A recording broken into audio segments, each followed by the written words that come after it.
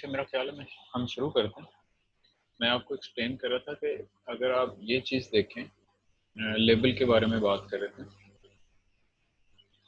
कि अगर मैं लेबल को रिमूव भी कर देता हूँ, यहाँ पे मैंने लास्ट नेम का लेबल रिमूव कर दिया है और सिर्फ लास्ट नेम लिखा रहने दिया है, ठीक है, जो कि बिल्कुल क्या कहते हैं, आउट ऑफ प्रैक्टिस है। यानी कि इस तरह से नहीं करना चाहिए, आपको लेबल डिफाइन करना चाहिए फॉर प्रॉपर HTML पेज के लिए, ठीक है। अब इसका रिजल्ट देखें, आपके पास HTML पेज में क्या आता है। इसको मैं रिफ्रेश करता हूँ तो देखें कि क्या आपके पास रिजल्ट चेंज होते हैं।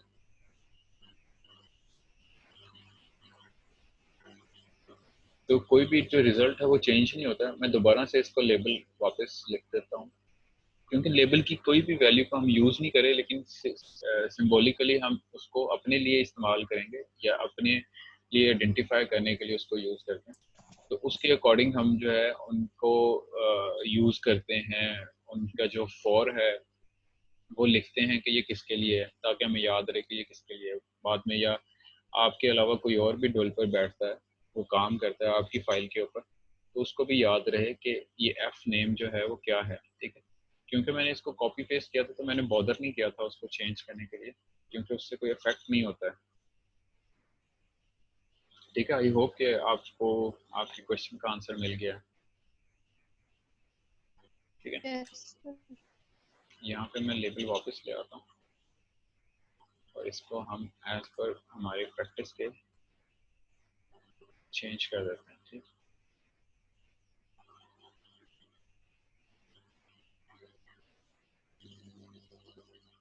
अभी भी आप जाके वापस अपने ब्राउज़र में रिफ्रेश करेंगे तो आपको कोई भी रिजल्ट जो है डिफरेंट नज़र नहीं आएगा, ठीक हो गया। अच्छा, आगे हम देख रहे थे जावास्क्रिप्ट को वैलिडेट फॉर्म जो है उसको किस तरह से वैलिडेट कर सकते हैं हम अपने जावास्क्रिप्ट के अंदर, ठीक है। अच्छा, अभी हम बात कर रहे थे कि दोबारा से मैं दिखाता हूँ आप लोगों को। हम यहाँ तक समझ चुके हैं कि किस तरह से काम हो रहा है, ठीक है। और ये भी मैं आपको एक्सप्लेन करता हूँ कि ये वैलिडेट को यहाँ पे कॉल करने का मकसद क्या है। और यहाँ पे हम ऑन क्लिक में सिंपली जो है वो एक मेथड को कॉल कर रहे हैं, एक इवेंट को ट्रिगर कर रहे हैं सबमिट बटन के क्लिक होने के ऊपर, ठीक है। तो दोनों में डिफरेंस क्या है। अच्छा, सबसे पहले ये देखते हैं, यहाँ पे सिर्फ इस मेथड को वेरीफाई करने के लिए कि ये मेथड रन हो रहा है कि नहीं हो रहा है, कॉल हो रहा है कि नहीं हो रहा है, तो हमने इसको सबमिट बटन के ऑन कॉल के ऊपर यूज कर लिया, ठीक है। फिर वक्त देखते हैं कि इस सिचुएशन के अंदर जब ये मेथड कॉल होता है तो हर मेथड के इस मेथड के अंदर हमने क्या डिफाइन किया हुआ है कि दो फील्ड्स जो हमारी फर्स्ट नेम और लास्ट नेम है उनको वेरीफाई करें कि वो खाली तो नहीं है। जो भी फील्ड खाली है उसके बारे में वो बताए, ठीक है। तो यहाँ पे देखें कि जब फर्स्ट फील्ड को वेरीफाई करता है फॉर द एम्प्टी केस, वो उसने मैसेज शो करवाना है फर्स्ट नेम आप भूल गए हैं एंटर करना, ठीक है। जब इसी तरह सेकंड के लिए भी उसने देखना है कि वो एम्प्टी है, तो उसने उसके लिए भी ये मैसेज प्रिंट करना है। अब आप ब्राउजर साइट पे आए, रिफ्रेश करें पेज को, अभी सबमिट का बटन प्रेस करें, देखें दोनों फील्ड्स आपकी खाली हैं, ठीक है। लेकिन यहाँ पे जो मैसेज डिस्प्ले होता है वो अभी फिल वक्त के लिए आ रहा है you forget to write first name, ठीक है। ओके करता हूँ तो दूसरे के लिए मैसेज नहीं आ रहा, ठीक, सिर्फ पहले के लिए मैसेज आ रहा है। हालांकि दूसरे को भी हमने वेरीफाई करवाया था हमारी उस जावास्क्रिप्ट कोड के अंदर, ठीक है।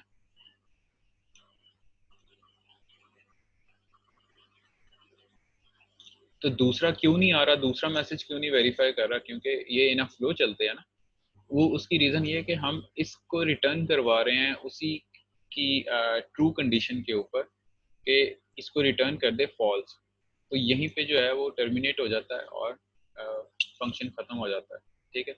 अगर हम इसको कमेंट कर दें, यानी कि इसको हाइड कर दें इस स्टेटमेंट को, दोनों रिटर्न फॉल्स को, तो इसको सेव करते हैं। अभी देखें हमारे ब्राउज़र के ऊपर क्या चेंजेस आती हैं। रिफ्रेश करता हूँ, अभी देखें मैं सबमिट बटन प्रेस करता हूँ तो पहले मैसेज आ रहा है you forget to write first name, मैं ओके प्रेस करता हूँ। अभी साथ ही दूसरा मैसेज आ गया है कि you forget to write last name, ठीक है। अगर मैं अब तो अभी सिर्फ लास्ट के लिए मैसेज आ रहा है, अगर मैं लास्ट के अंदर लिख देता हूँ तो सिर्फ मेरे फर्स्ट के लिए मैसेज आएगा, ठीक है। तो जो फर्स्ट केस था जो हम अभी रिटर्न करवा रहे थे फॉल्स, वो इसलिए था ताकि जो भी फर्स्ट केस है अगर तो वो फॉल्स है, मतलब वो वेरीफाई होता है कि वो एम्प्टी है, तो वहीं पे उसका मैसेज शो करवाए, आगे जाने की जरूरत नहीं है, पहले यूजर उसको करेक्ट करे और फिर जो है ना फर्दर वैलिडेशन होगी बाकी सारी। अच्छा, इन दोनों को कंबाइन भी आप कर सकते हैं। इन दोनों को कंबाइन करना हो तो किस तरह से करेंगे? इन दोनों को कंबाइन करने के लिए ये सेम कंडीशन मुझे यहाँ से उठानी होगी, ठीक है, और यहाँ पे मुझे देनी होगी। वो किस तरह से मैं दूंगा, कौन बताएगा मुझे? कौन सा लॉजिकल ऑपरेटर यूज करूंगा? तो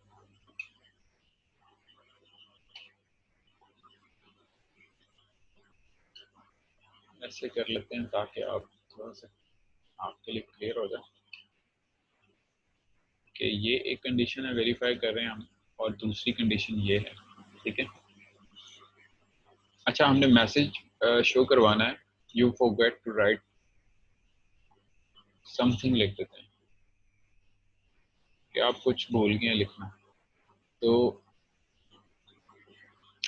ये कंडीशन या ये कंडीशन दोनों में से कोई भी एक फॉल्स होती है तो ये हमें शो करवाएगा।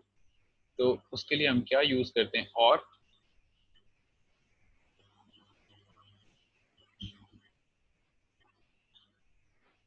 कोई मुझे बताएगा? और यूज करते हैं, एंड यूज करते हैं, क्या यूज करते हैं?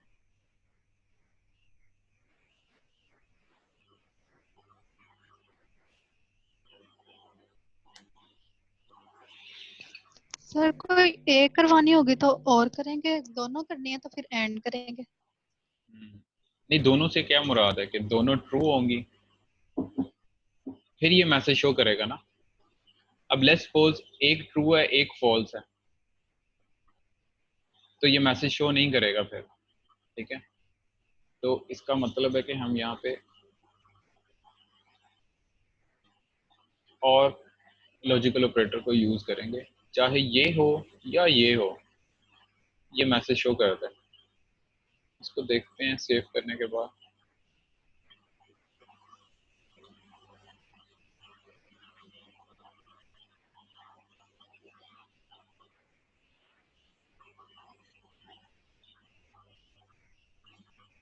ठीक है, दोनों में से कोई भी फील्ड आपकी खाली रहती है तो वो मैसेज शो करवाता है। अच्छा, बाकी सब के लिए अगर यहाँ पे हम एंड केस यूज करते, एंड लॉजिकल ऑपरेटर को यूज करते, इसको रिफ्रेश करके आप देखें अभी क्योंकि दोनों एम्प्टी हैं तो एंड के लिए दोनों कंडीशंस लेफ्ट और राइट क्या है, फॉल्स हैं, ठीक है, यानी कि वो मीट कर रही हैं। मीट करने का मतलब ये है कि वो इफ पार्ट को जो है रन करेगा। अगर मैं इसमें एक को भी फिल कर देता हूँ, सबमिट करता हूँ, तो अभी जो है ना वो मुझे मैसेज नहीं शो कर रहा फॉर द लास्ट नेम। इसको एम्प्टी करता हूँ, यहाँ पे कुछ लिखता हूँ, अभी भी क्यों वो जो है मुझे मैसेज शो नहीं कर रहा। उसकी रीज़न ये है कि आपने एंड केस यूज़ किया। एंड केस का मतलब ये कि या तो ये ट्रू है या और साथ में ये भी ट्रू है, दोनों ट्रू होंगी तो ही ये इफ स्टेटमेंट चलेगी, ठीक है। तो एंड का मतलब ये कि दोनों का वन होना जरूरी है, ठीक। अच्छा, आप लोगों के यहाँ तक कोई क्वेश्चन है तो आप पूछें।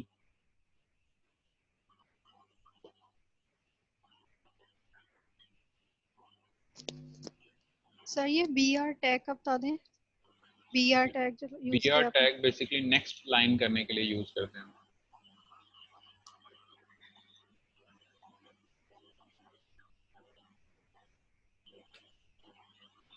बी आर टैग को हम अगर यहाँ से रिमूव कर देते हैं, सेव करते हैं और आप देखें कि आपके ब्राउज़र साइट पे ये जो अभी लुक आ रही है, बीयर टैग हमने यहाँ पे यूज़ किया हुआ है, ठीक है, at the end of this input field for the first name, और हमने वो वहाँ से रिमूव कर दिया। इसको रिफ्रेश करते हैं तो देखिए ये एक ही लाइन के ऊपर आ गया। तो हम उसको अलाइन करने के लिए और नेक्स्ट लाइन पे लेके जाने के लिए हम उसको जो है बीयर टैग को यूज़ करते हैं, ठीक है। उसको लाइन ब्रेक बेसिकली कहते हैं।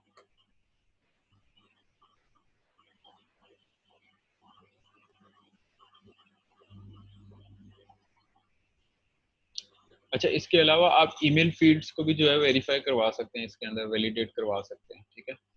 उसको किस तरह से करवाएंगे हम?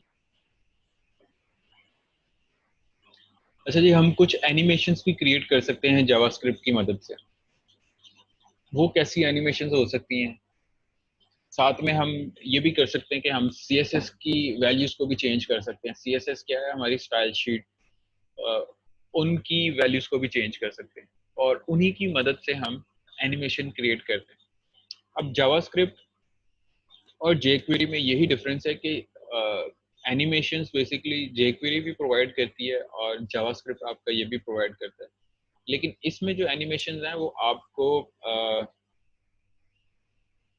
सडन चेंज नजर आएगा आपको, लेकिन as compare to Java jQuery आपको उसमें स्मूथ चेंजेस नजर आते हैं। यानी कि लास्टली हमने जैसे जेक्वेरी की एक बॉक्स को, उसकी विड्थ और हाइट को चेंज किया था, उसकी उसकी पोजीशन को चेंज किया था, तो आप स्मूथ चेंज देखते थे उसके अंदर, ठीक है।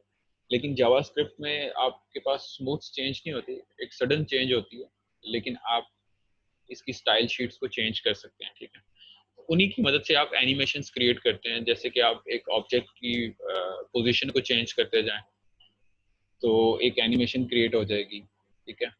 या कंटिन्यूसली फॉर लूप चला दें फॉर 10 टाइम्स या 20 टाइम्स या 100 टाइम्स, तो उतनी दफ़ा वो जो है उसकी पोजीशन चेंज होगी, तो ऑटोमेटिकली क्या होगा कि एक एनिमेशन क्रिएट हो जाएगी।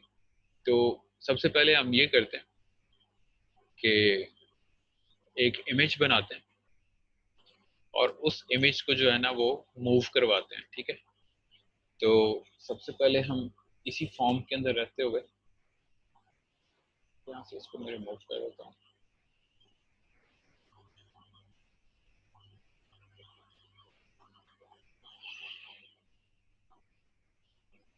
इमेज टैग यूज करते हैं और क्या होता है इसका सोर्स टैग होता है, और कहाँ से आपने इमेज पिक करनी है वो बताना होता है, ठीक है। तो हमारे पास एक इमेज पड़ी हुई है यहाँ पे स्नैप, और उसके साथ हम बता देते हैं इमेज की विड्थ और हाइट को बता देते हैं।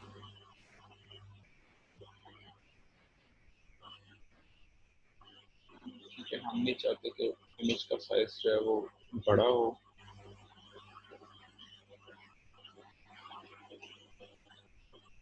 हाइट भी 150 है। ठीक हो गया।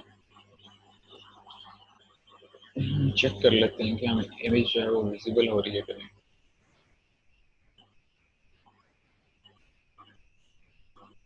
ठीक है, इमेज हमें नज़र आ रही है अभी यहाँ पे, और इमेज के बाद हम बीआर टैग यूज़ कर लेते हैं।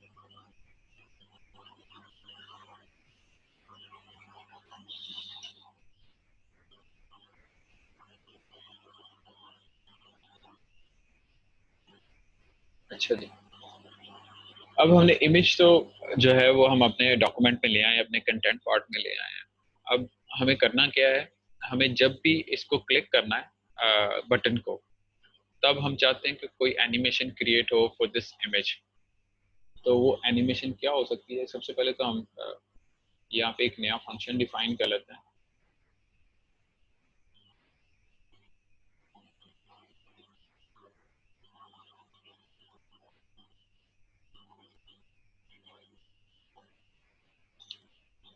कोई भी नाम रख लें इसका,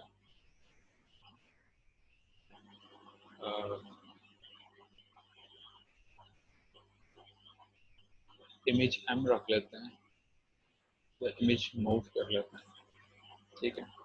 और इसमें हम क्या करते हैं कि इमेज ऑब्जेक्ट,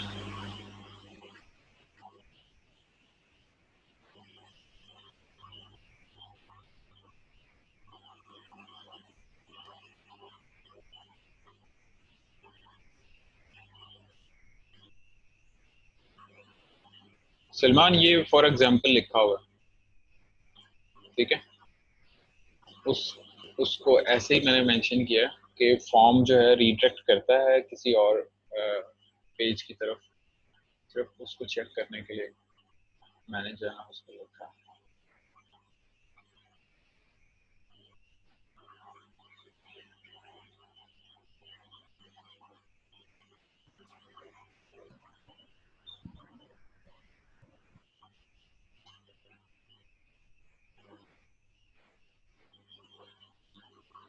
अच्छा, सबसे पहले क्या करना होता है इसमें, सबसे पहले मुझे जो है इस इमेज को भी डिफाइन करना है।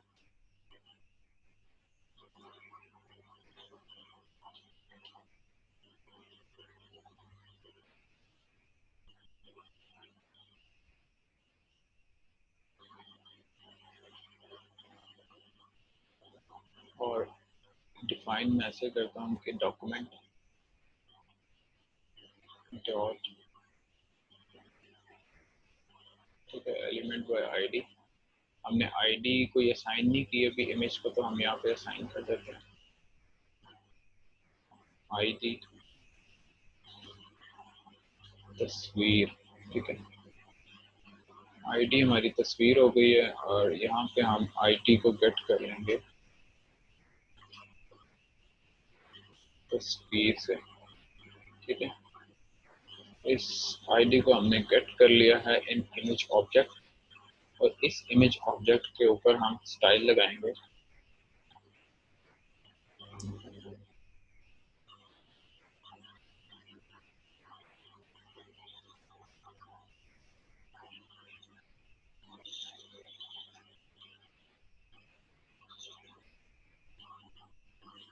कितना लेफ्ट करना होगा हमें?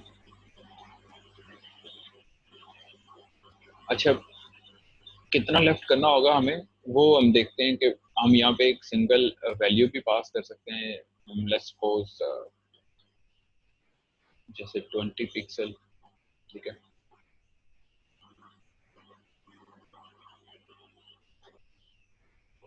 इसका इफेक्ट देखते हैं जाके कि क्या वो इमेज मूव कर रही है। इसमें ये हो सकता है कि हमें डिफरेंट CSS की जो है वो वैल्यूज असाइन करनी हो, इमेज के लिए डिफरेंट प्रॉपर्टीज देनी हो, उसकी पोजीशन को रिलेटिव करना हो, और इस तरह से। तो पहले जाके इसका इफेक्ट देखते हैं।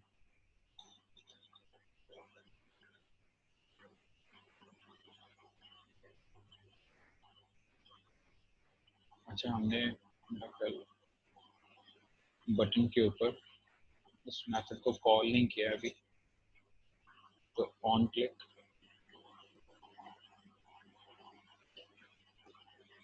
ऑन क्लिक के ऊपर हम कॉल कर देते हैं इस मेथड को।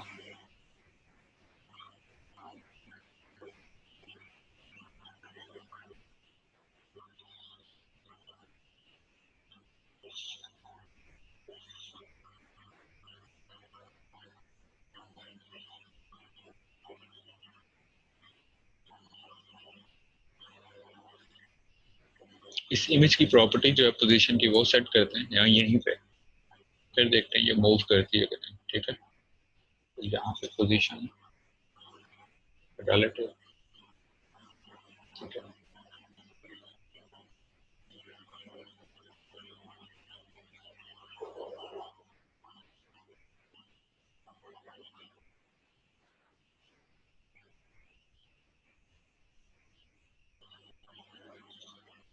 वापिस आते हैं अपने कोड में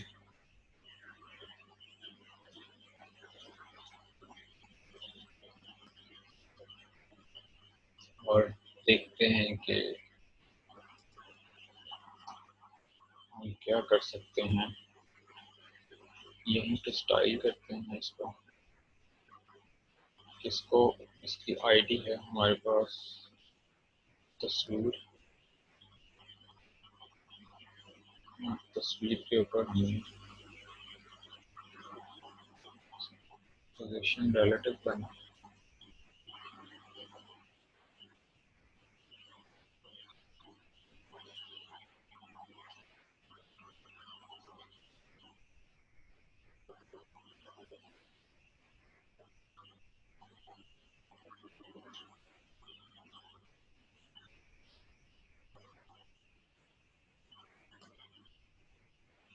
ठीक है।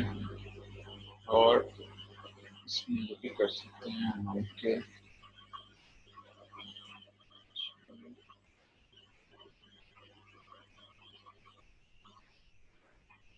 यहाँ पे सिर्फ वेरीफाई करने के लिए कि ये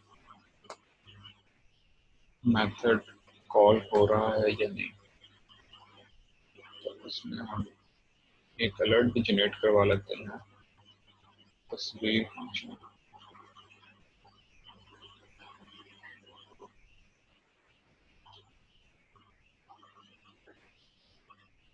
इसको हम अपने ब्राउज़र पे दोबारा आके चेक करते हैं, इसको बंद कर देते हैं, रिफ्रेश करते हैं, हमारा मेथड कॉल नहीं हो रहा। ठीक है, इसको चेक करते हैं कि क्यों कॉल नहीं हो रहा मेथड हमारा।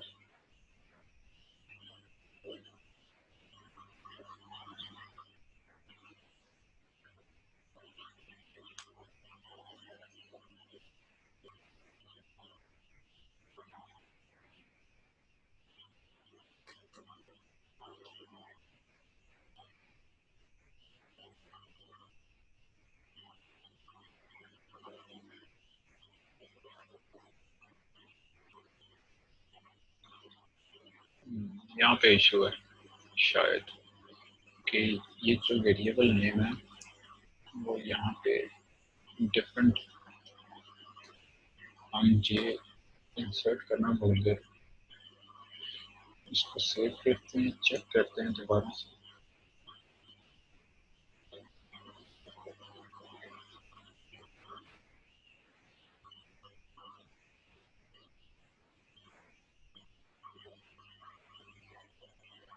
अभी भी आपका जो मैसेज बटन है वो उसके ऊपर मैसेज कॉल नहीं हो रहा। अच्छा, उसकी रीज़न ये है, देखें, ये लॉजिकल एरर है। हमने क्या किया है कि इस फंक्शन के अंदर बाय मिस्टेक एक दूसरा फंक्शन डिफाइन कर दिया। तो जब तक ये फंक्शन कॉल नहीं होता तो ये इस फंक्शन से बाहर आएगा।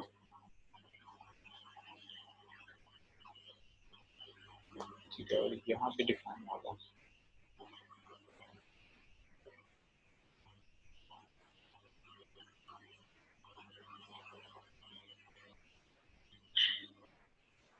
सेव करके अब चेक करते हैं क्या अभी ऑन क्लिक मेथड जो है वो चल रहा है या नहीं। अभी भी कोई इशू है।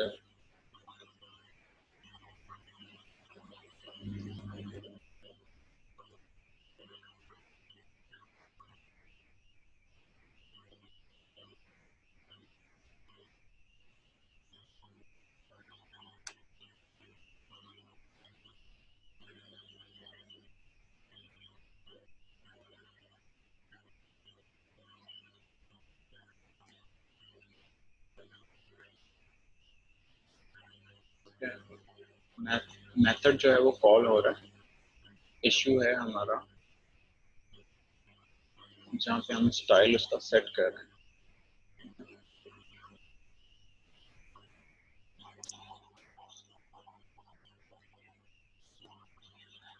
स्टाइल को हम थोड़ा चेंज करते हैं।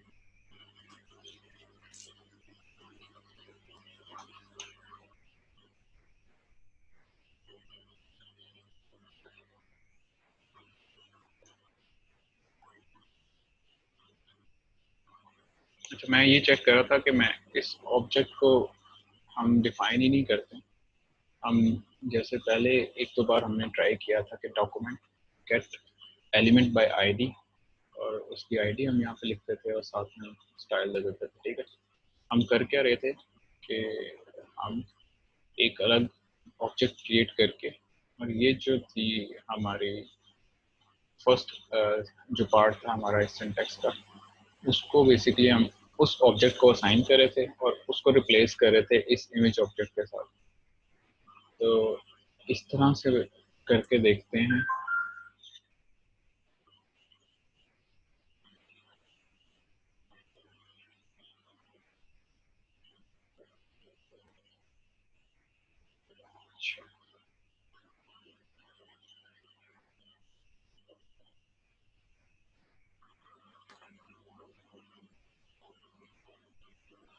अच्छा, हम यहाँ थे, मैं आपको बताता हूँ कि हम कहाँ थे।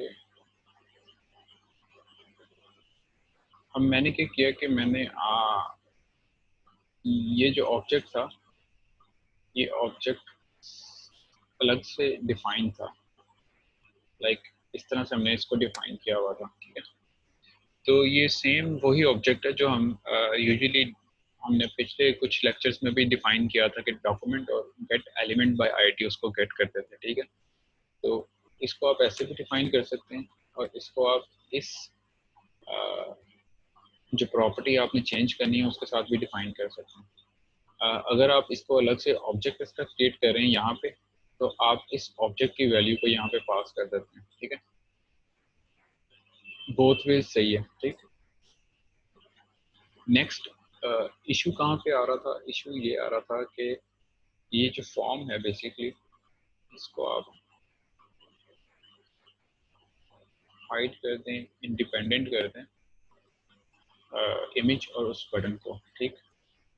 और अब आपके पास जो बॉडी पार्ट के अंदर दो कंपोनेंट्स हैं, एक तस्वीर है और एक बटन है, ठीक है। और इस बटन के ऊपर जब भी ये क्लिक हो, तब ये तस्वीर जो है वो मूव हो विद 20 पिक्सल, ठीक है। और इसको हम देखते हैं ब्राउजर साइट पे कि, सॉरी मैंने सेव नहीं किया, सेव, ये मैंने सेव किया, रीलोड किया। अभी मैं जब बटन प्रेस करता हूँ, एक तो मुझे वो ही तस्वीर फंक्शन कॉल का मैसेज अलर्ट आता है, और साथ में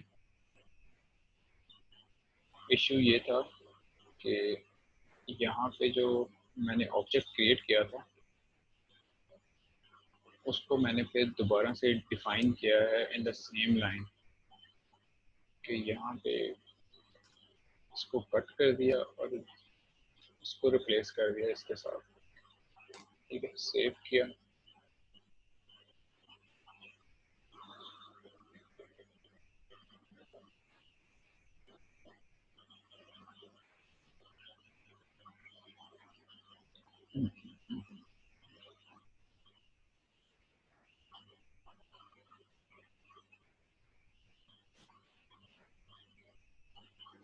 ठीक है, आपकी इमेज जो है ना वो 20 पिक्सल लेफ्ट हो गई है यहाँ से। अब ये फर्दर मूव नहीं कर रही, क्योंकि इसकी जो लास्ट वैल्यू है वो हम अपडेट नहीं कर रहे, यानी कि हम इंक्रीमेंट नहीं कर रहे लास्ट वैल्यू के अंदर। हम उसी वैल्यू को, जो उसकी स्टाइल है जिसको हमने जीरो डिफाइन किया हुआ था, अगर आप उसको रीलोड करते हैं तो यहाँ पे इमेज को सिलेक्ट करें, तो यहाँ पे आपको जो हमने स्टाइल के अंदर इसका लेफ्ट जीरो डिफाइन किया था वो नजर आएगा। जब हम इसको सबमिट यानी कि मेथड कॉल करते हैं ऑन क्लिक, तो उसकी जो वैल्यू है वो लेफ्ट की चेंज कर देते हैं हम 20। अगर हमने कंटिन्यूसली इसकी वैल्यूज को चेंज करना है तो हमें इसकी लास्ट वैल्यू के अंदर प्लस करना होगा 20 पिक्सल, या जो भी आप इंक्रीमेंट करना चाहते हैं, ठीक है। तो वो कैसे होगा कि आप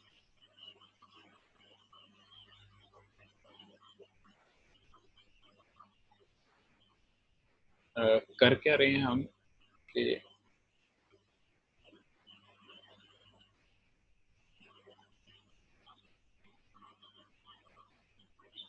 यानी कि ये जो लास्ट वैल्यू है इसकी,